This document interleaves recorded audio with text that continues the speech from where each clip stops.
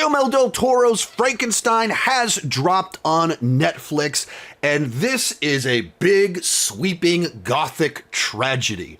To the surprise of no one, it's a movie that looks gorgeous. Del Toro just has an eye for cinematic images, production design, creature design.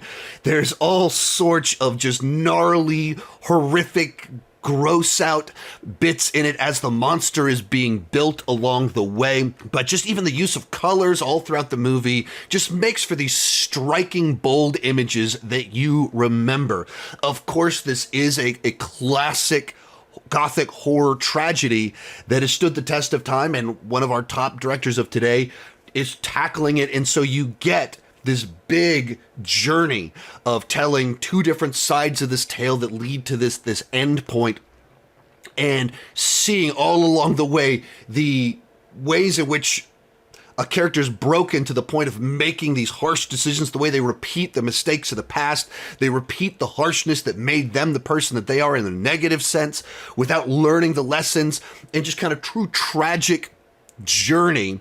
In particular, as you get into the creature story, as he doesn't know what he is, he doesn't know his place, and he's all alone and rejected, and you feel that throughout the story. Jacob Elordi is possibly a big standout here, as he's able to take this creature that is so distant from us, so brutal in many regards, so simplistic, but also brings this humanity and this sadness to the whole performance that just brings a weight to the whole movie. But the whole cast across the board do a great job here. I would say that the story felt a little bit that like it was maybe rushing.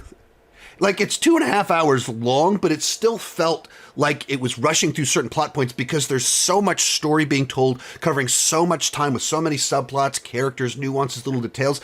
There were several times where it felt like as soon as something was introduced, we kind of moved on past it because there was so much more that needed to be told. It's just such a sweeping tale. So maybe they tried to put a little bit too much into the movie if they wanted it to only be 2.5 hours long.